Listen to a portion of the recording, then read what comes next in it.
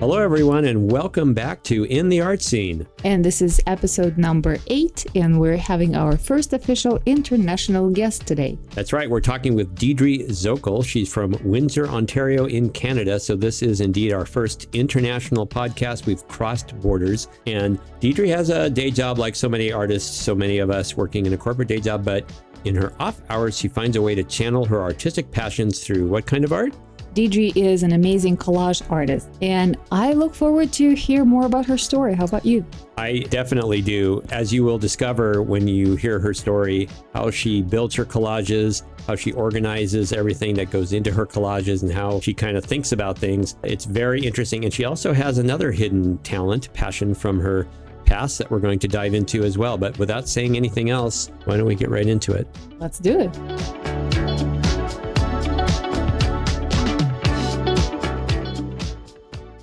All right, we're recording. We're recording. Ah! So let's hear how we pronounce your name again, because it's not the way it's spelled. No, my first name is Deidre, and my last name is Szokol. The easiest way to remember it is that I'm so cool. Awesome. Love it. We're just going to call you Deidre So Cool from now on. That works for me.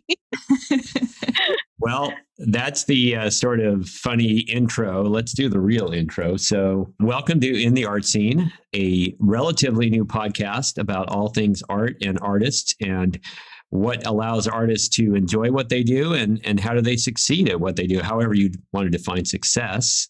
Yeah, because it's different for everyone, obviously. And I already know that art is not your full-time job, right? So you have a different... No, I'm mainly an administrator for an engineering recruitment firm in my city. So how does art play into your life? How did you get started with it, and how do you make time for it? So I make time for it just on the weekends or the evenings or whatever, just throughout any moment that I actually can. I got started with it, funny enough, during that craze when people were doing the coloring paper, like the coloring books. Okay. I happened to be working in a little bit of an odd position where I was in a call center and they were letting us do the coloring books while we were working. Oh, how cool. Yeah, it was really neat. So I ended up getting an adult coloring book and really started falling in love with color itself because a lot of my artwork is very bright. And I started blending colors. I would spend 8 hours on one picture, just blending colors. And then I would start doing challenges to myself, telling my coworker to pick the colors for me or doing only certain orders of colors. And then I'd start playing around with like a red sea and blue leaves and just started going on from there.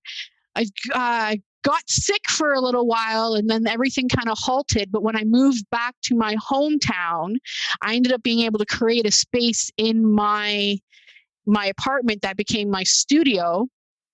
I started looking up things on Pinterest about art journals. And then as I kind of explored that, it just didn't sit as the final what's going to happen with my art. Pinterest then started showing me photos of collages. Of these amazing photos of juxtaposition and playing with sizes of people and space, and it really, really ignited my imagination. So I decided to grab a few magazines and see if I could figure out how to create this myself, and everything kind of exploded from there. Wow. Well, yeah, Pinterest is actually a really great source of inspiration. I use a lot of Pinterest myself, kind of finding the color schemes that I like or subjects or anything. How cool is that? I mean, your collages are absolutely amazing. Thank you. Yeah, I fall in love with them like the moment I saw them.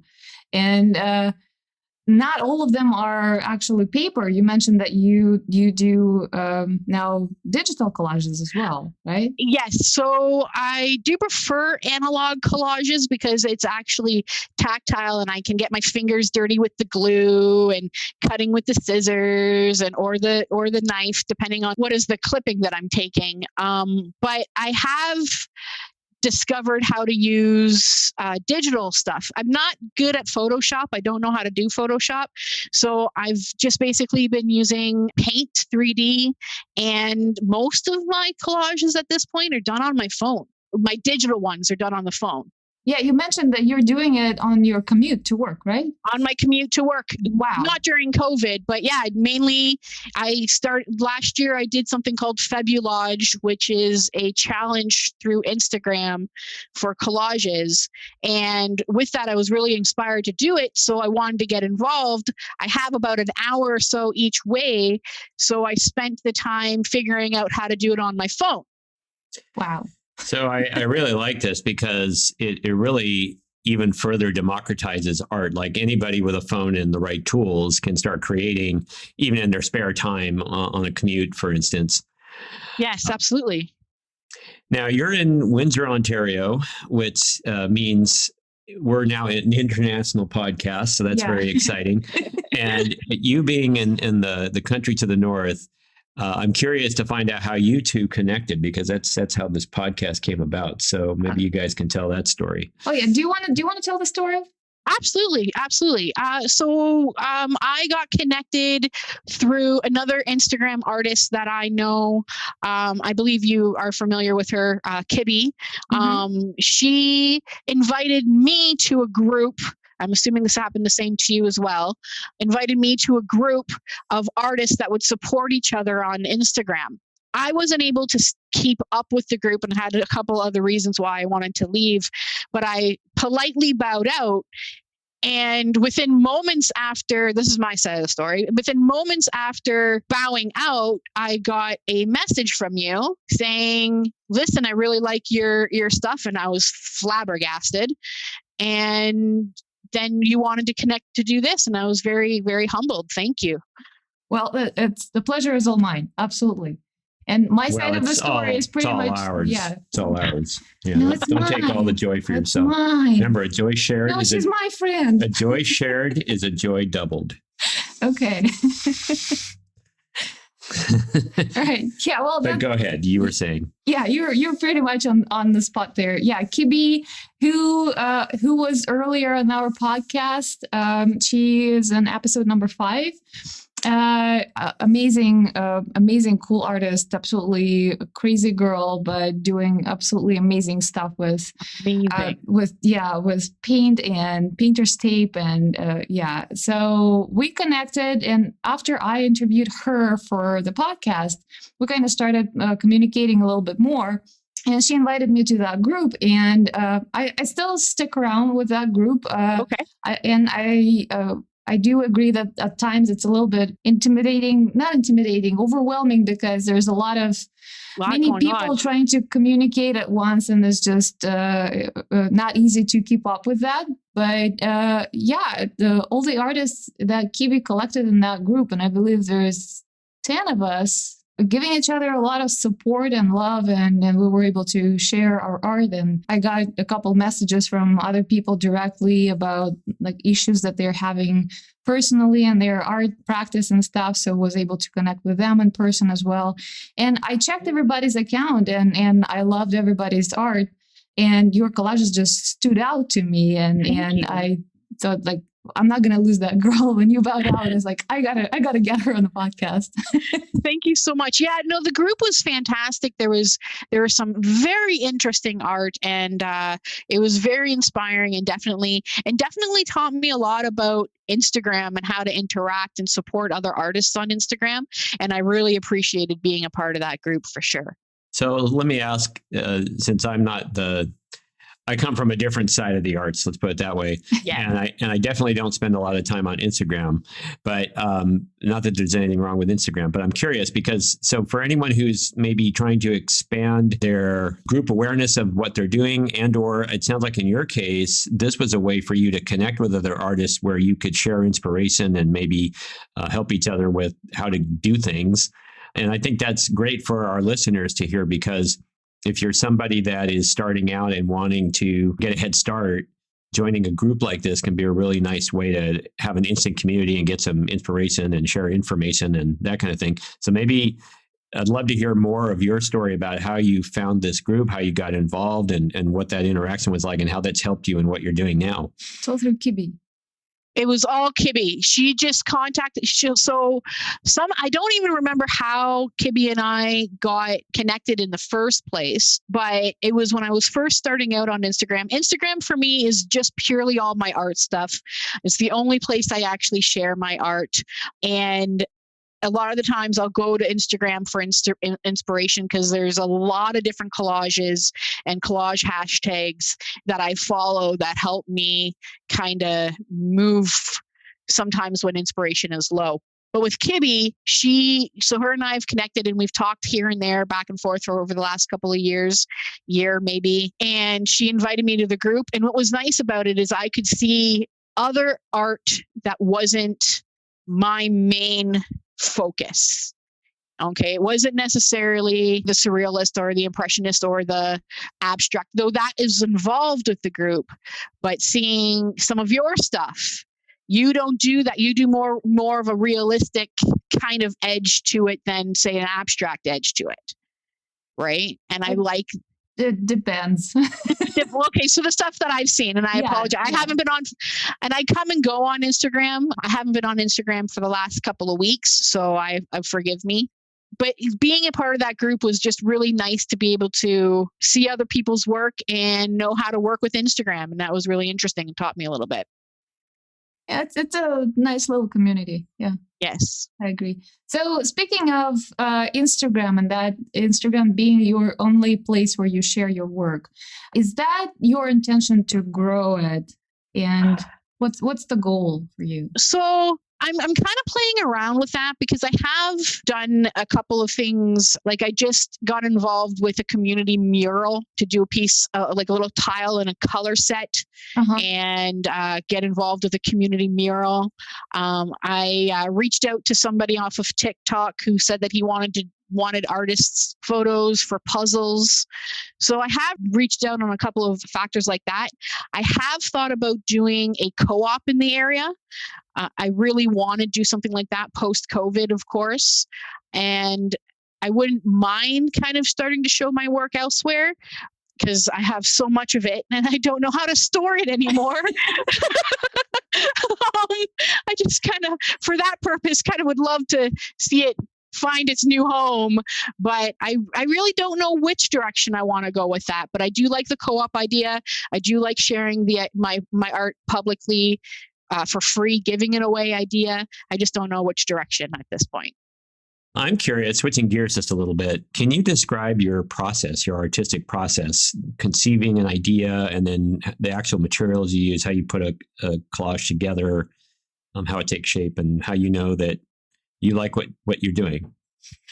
So collage, and I've always kind of wondered if other collage artists have the same kind of a scenario as me. So there's two different processes, both for analog and digital. On the analog side, I have a collection of magazines and even books that I'll go through. And if I find a picture or part of a picture or word or even a color pattern that I like, I'll take it out of the magazine. I'll clip it out and I will save a clipping. I've saved a clipping for over a year trying to find the right picture to have it in. How do you store them? They probably have a lot of them. Oh, I do. I have. So I don't always cut out the actual picture out of the actual page as much as I might rip out the page and save the page. So I have a box of saved pages, and then I have a bin of clippings, and then I have baskets that have like a color on them for each color. So I do have a little bit of a collection, and most collage artists do have a collection of clippings or things like that they keep. And then I just keep going through. So it depends on my mood. Do I want to go through my clippings and try to see if anything matches up to get today? And I just kind of put them on my desk and arrange them and mix them and match them and just kind of see if they fit. And sometimes it's a very intuitive process. On the digital side, I use a copyright-free website And I kind of, that's the main one that I use. There are several out there, but there's one that's really, really good. And I only tend to use that one because it's so much easier to use.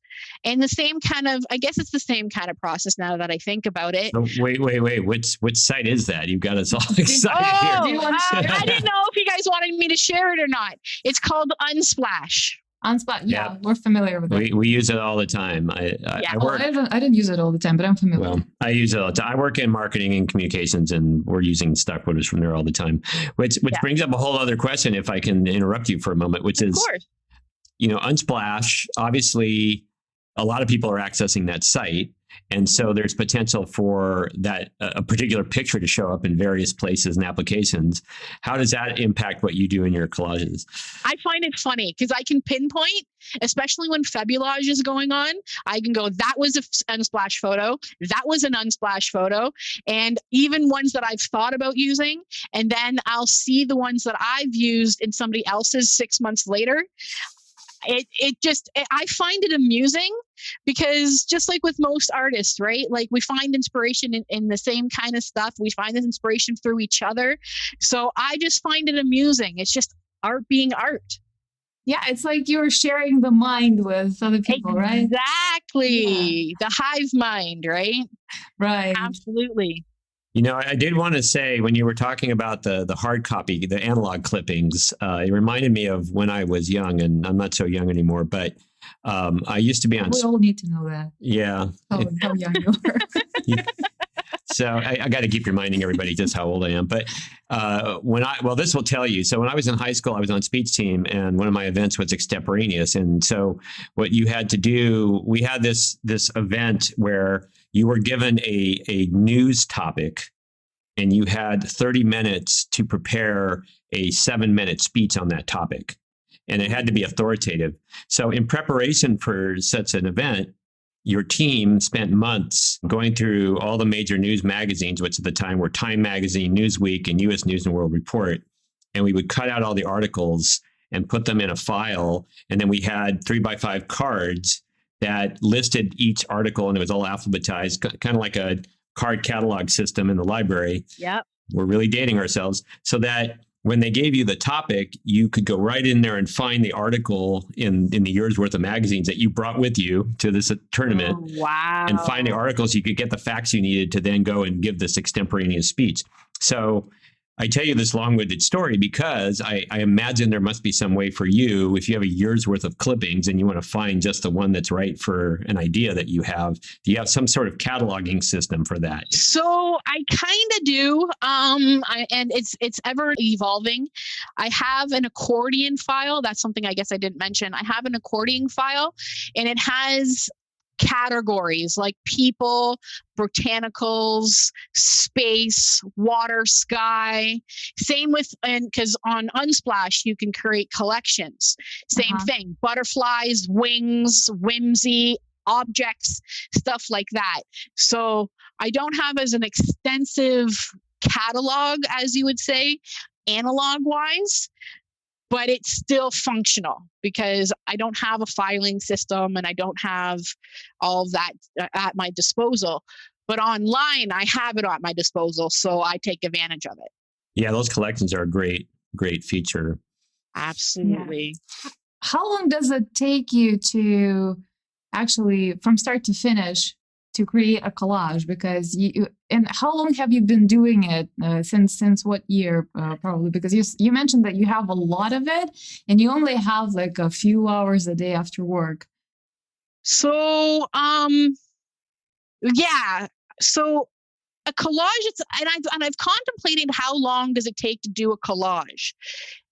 Now, is it from the first time I clip something or when I assemble it? Because by the time I assemble it, it takes 20 minutes to a half an hour.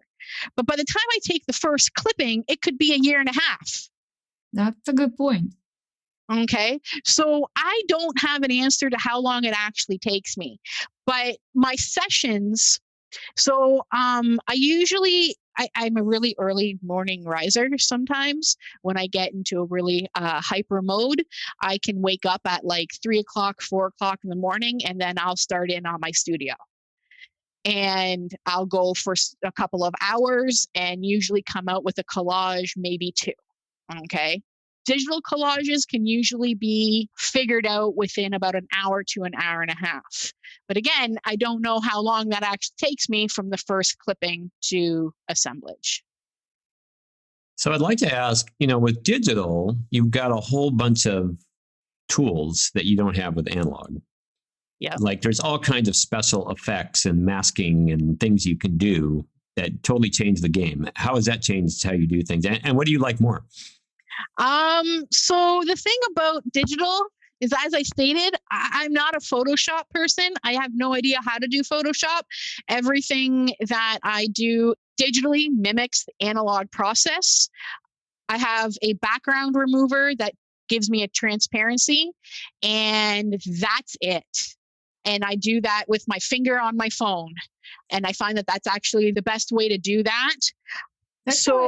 Yeah, it actually makes sense because the one of the collages that you mentioned was digital. I couldn't believe it. I saw it on your Instagram, and I was absolutely sure that was an analog collage. And that's why it looks like that, is because it's so rough, because I'm not a Photoshop person. I want to know Photoshop. That would definitely be an area of growth for me that I would want to go towards, because then I could create some really interesting worlds. But I haven't played with masking. The best I do is reverse, and that's it. Well, there's something very pure about that, where you're working in a digital format, but it's essentially analog, really, which I like. The other thing I was going to ask, are you on a Mac or a PC? PC. Okay. All right. Then nothing I can suggest will help you. I work on a Mac, and there are some, and I don't know if these exist for Windows too, but there are some amazing Photoshop alternatives that are much less expensive. But are easy to use and can let you do all kinds of fun things. But I can't speak to the PC side of things. There may be tools like that too. Well, I know that there's GIMP, but I still can't use GIMP. Oh, okay. Sorry. We'll repeat that thought. Now, our cats sometimes don't like it when we're holed up in here because they want to know what's going on. Why are they left out? Cats are fun. They're usually a very active participants of our podcast interviews. That's unwelcome, amazing. But active. You have a couple too, right? I do. I have 2 cats. I was wondering if they'd make their appearance, but they're having their naps.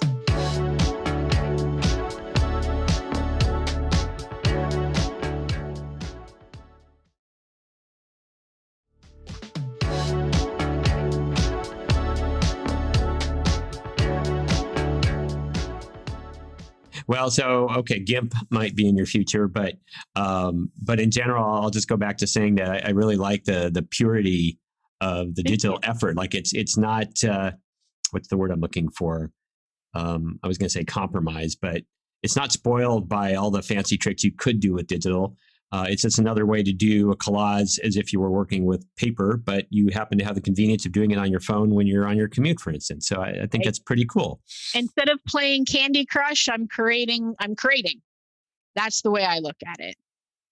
Well, and that's a perfect segue to my question, actually. We were touching a lot on the processes and the tools that you were using. I was actually going to ask you, how do you feel when you do it? What does the creative process do to you? And do your collages have meaning behind them, or story, or something like that? Or is it just pure intuitive kind of, I like looking at it situation? A little bit of both. So when I'm actually in the midst of creating, it's I don't know how to describe it. It's as if I'm home within myself.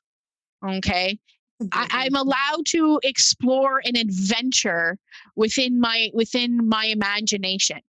It's creating what I want to. I see in my mind, and finding a way to put that in front of me. And some of my stuff, when I look back, I go, wow, I can tell you right now what I was dealing with at that time. Other times it's not. Other times it's just, that looks really cool together, so I'm going to glue it. and and sometimes it's just, this is hilarious. I don't think anybody is going to get it. I think this is a joke for myself, and I'm going to put that down too. And I enjoy that. There are times, like I did a piece with a big red painting background, and then I used pictures of Van Gogh's artwork in different rectangular and square shapes to create an abstract. Nobody would understand by just looking at it. It's just a bunch of shapes and of some fun contrasting colors, but nobody would know that I was traveling with these pictures for a year in a calendar. Wow. Right? It was a way for me to be able to keep the calendar, but also be able to move forward in an art piece, you know? So. Do you still have that work? Yes, I do. Yeah. Can you send me the photo so I can include it in the article? Absolutely. Awesome. Are there any pieces that you've done that so moved you when you were done with it that you decided you needed to put it on your wall? It needed a prominent home because it's so you, and you love that it's there, and it's part of the character of your home. So I don't usually put anything on my walls. I just haven't been that type of person to staple things to my walls. But I do have, I do urban sketching as well. So I'll hop on my bike and I'll travel around the city and draw different landmarks. So on one of my walls, I have, what I'm building is a sketch through the entire city. Wow. From different locations in the city, so that when somebody looks at my wall, they'll see a map of the city. It's like an analog panorama. And so it's a collage, and it's my sketches, and it's a panorama. Exactly. So I have that. I did it wasn't a collage, but I did a assemblage kind of a thing with clay of a tree of life. Uh-huh. And that took a long time to do. So that was on display for a while. I also had a collage on display where I put myself in it. Huh. And that was really neat. Yes. So it was just a picture of what looked like a car driving in space going to a fast food restaurant. But hilarious. Inside of the car was this little tiny, teeny, weeny picture of me going into grade 9. So if anybody looked at it, that wouldn't be talking to me, would never know it was me, and would never even think the fact that there was but it was my first self-portrait, if you would.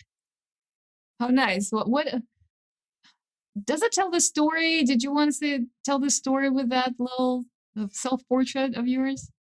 What does it represent? I'm just so one time I was talking to my boss, my manager, about the different sci-fi shows I watch and whatnot, and she goes, "You really don't want to be on this planet, do you?"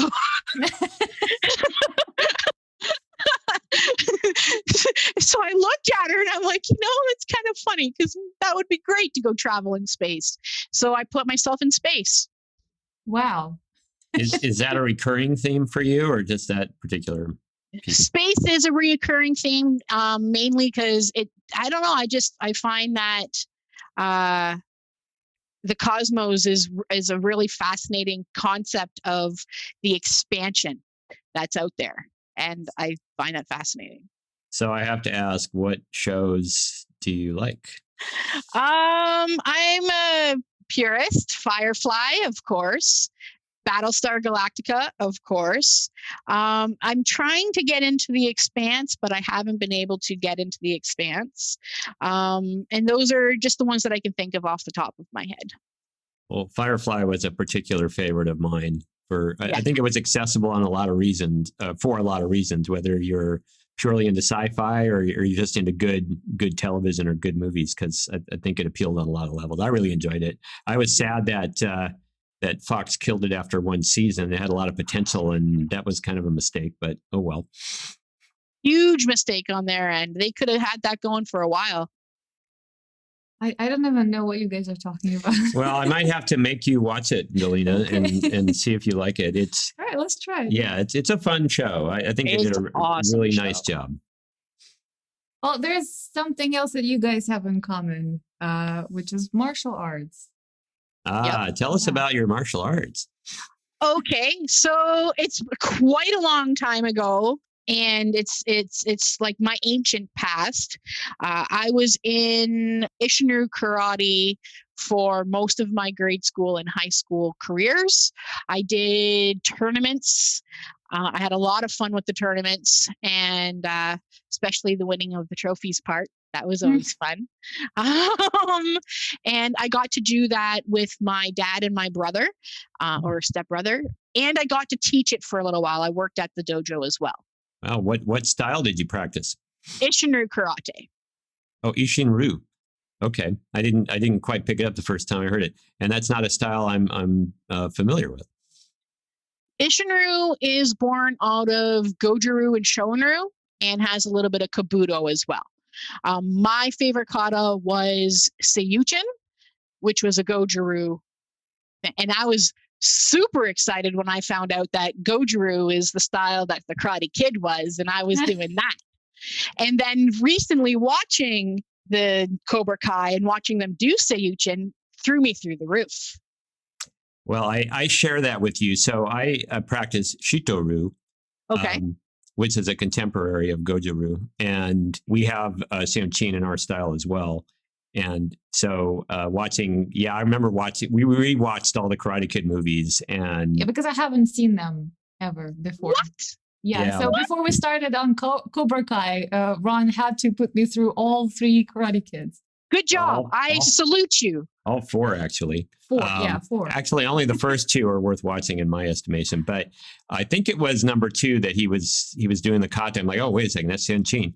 And then, of course, they do it again in Cobra Kai. So, that's the one kata that they sort of focused on for the show.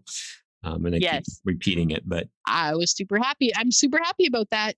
Well, martial arts is also a topic that we're going to be covering in this podcast. It's another form of art. So it's neat that you have that in your past as well, and maybe your future. You think you'll come back? I always want to. I even actually picked up my size at the beginning of the year, New Year's resolutions. Let's do some physical activity. Picked up my size, and I haven't touched them for about a month and a half, but we'll see what happens. Well, it's neat that you have Sai. We actually have been practicing some Sai lately ourselves. We do classes over Zoom. So neat. We've managed to keep our training going over the last year, and we have quite a few participants in our weekend classes. So it's pretty fun. Maybe you want to join. Hey, maybe that might be an interesting idea. Well, you'd be welcome to check it out, and you've certainly got some experience. Some things might feel a tiny bit different, but I'm sure there's tons more in common than anything different. Oh, for sure. I did a Taekwondo class in university there for like a day and a half. And they caught me.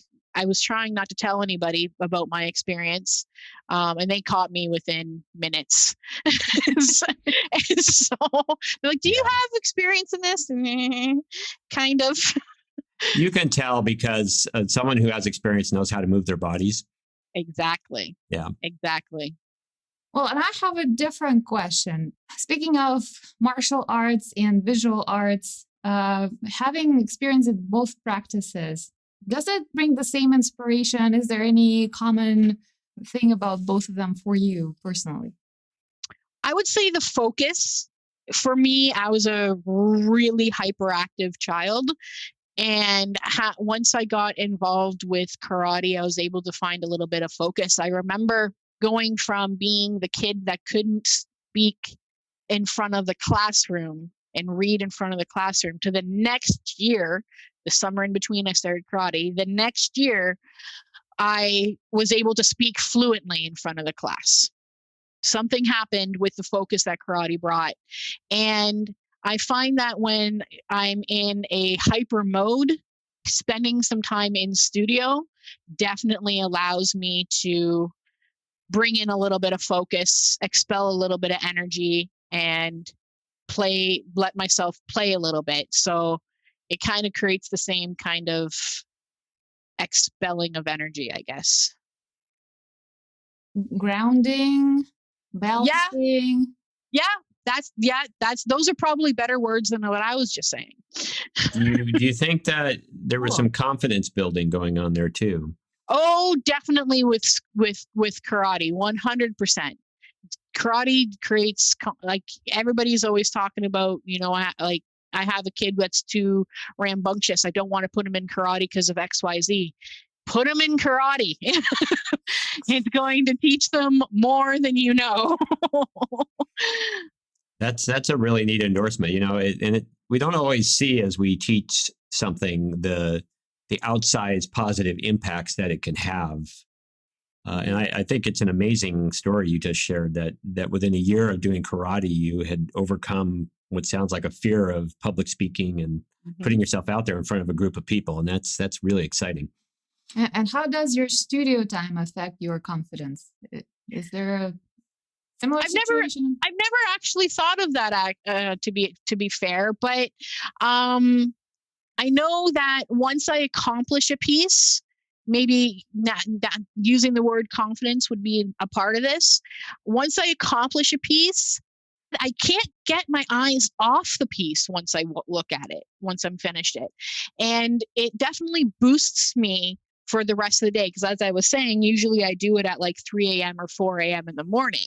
So it'll usually boost me for the day. And I definitely have a sense of accomplishment for the rest of the day, knowing that I have done this thing already, even though people were asleep and I've created this thing. So, yeah. Yeah, well, the reason I'm asking is because more often than not, when I talk to other artists, they are experiencing difficulties with confidence because a lot of people can't call themselves artists for a long time. A lot of people are going through the imposter syndrome, myself included. So I was going to kind of explore what you feel, and maybe karate made you confident artist before you became an artist. Never really thought of that, but that's cool. I still can't call myself I do call myself an artist here and there to kind of for a simplicity of a conversation, but even my Instagram says pretend artist. Pretend artist. Yeah, I know. Yeah, I remember seeing that. Well, yeah. My takeaway here is that perhaps every artist should take karate so that they'll have more confidence in their artistry. I like that. Yeah, I like that. Plug. That's our take. So if you guys want to take away one thing out of this episode, that's going to be that. Everybody go to do karate. Take karate if you're going to be an artist. Well, in that vein, I'd like to ask you as an artist and someone who has been doing this for a little while, but there was a time when you were brand new to it and you built up your confidence and you built up your technique and your body of work and your inspiration. What kind of advice do you have for anyone who's thinking about doing this or who has started but is not sure how to progress? What would you like to tell them? Play. Awesome. Play. It is an adventure. I love it. Don't worry about what it looks like. Don't think art has absolutely nothing to do with skill. If you only create stick people, I don't care. Do your stick people. Art is play. That's why I called my Instagram Art Sandbox, because I'm just playing in the sandbox. That's beautiful. It gives me chills, literally. Wow. Well, that's really nice because it takes all the ego out of it and there's no judgment. You're just able to enjoy it and you're not judging yourself. You're not worried about what anybody else thinks. And it ultimately, it never mattered in the first place. Art is expression and you're expressing and you're enjoying the process and what else matters. Yeah. And a lot of artists tend to overthink their practice and get precious about their work. And it's counterintuitive, but I keep hearing the same advice over and over and over again. Don't be precious about what you do. If you create crap, just create crap. And it's okay to do that for a long time before you happy with what's coming out. Yeah. So it's beautiful. Thank you. Absolutely. And a lot of people, and whenever I get stuck and start letting all those pressures come back, I just remember I'm in the sandbox. Perfect. Yeah. Perfect. I'm going to take that advice myself. I really need it. Thank you. Are there any other kids in your sandbox right now? Are you collaborating or sharing with any other artists at the moment? I've done a couple of workshops recently. I did a collage workshop that actually blew my mind with my local art gallery, so the Windsor Art Gallery. I learned how to do 3D analog collages, which blew my mind. But that's as much of close to a community that I have right now. Like I said, eventually I do want to do something with the co-op that's here in the area, and hopefully get a little bit more community and collaboration there. And the mural that I'm doing. I just did a little piece and guess that's going to go into a mural. So that's about it. Well, if I understand correctly, the Indie Art Scene website at indieartscene.com, that's my shameless plug, isn't that a place where artists can commune? And or is that a future aspiration? It is perhaps? a future aspiration. I mean, there is no like a chat box or anything like that. It's just a place for artists to showcase whatever they have or tell the stories, like personal stories, art stories, or maybe not even art related stories. Because I believe it is really important for artists of all kinds of art to know that we're not alone. We all feel the same thing. That it's not a shame to share something, that kind of stuff. Because I found when I started, and now that I talk to many artists out there, I find that recurring theme that I started doing something and I thought that no one would like it, and I didn't share with anyone, and I didn't know how to talk about my art, and I felt really unconfident, and it's a really lonely place. So the intent for In the Art Scene is to be that a showcase with everybody, to share anything with no judgment, with a lot of compassion from everybody else. And yeah. That's excellent. I'm really enjoying it. I've read a lot of the website, and I've listened to the podcasts, and I'm really enjoying them. Well, thank you. Well, you're now going to be part of it. Yes. Mind blowing. Thank you. It's nice to be mind blowing. I like that. Yeah. Tell us about your show and your podcast. Well, we're mind blowing. That's the way we can describe it. Okay, that's the best review on iTunes. Mind blowing. Well, thank you so much for coming, and hopefully not the last time. We will have you back again on the show. I like that. Thank you. Thank you very much for having me. This is great. Yeah, thank you, Deidre. And I said that right. So cool. And so cool. Now we're international, so that's very exciting. And it's really neat to discover your art and the things you're doing with collages. It's a little bit different and interesting. And we also really like it when someone has a day job and they make space and time to do what brings them joy in the off hours. And in this case, it's art. Thank you. I love it. It keeps me going. Art is life, right? Yes, true. It is. Well, we'll let you enjoy your evening out there in Windsor. Say hi to your cat. I will. Thank you. Thanks for being with us. Thanks for being on In the Art Scene. Yes. Thank you very much.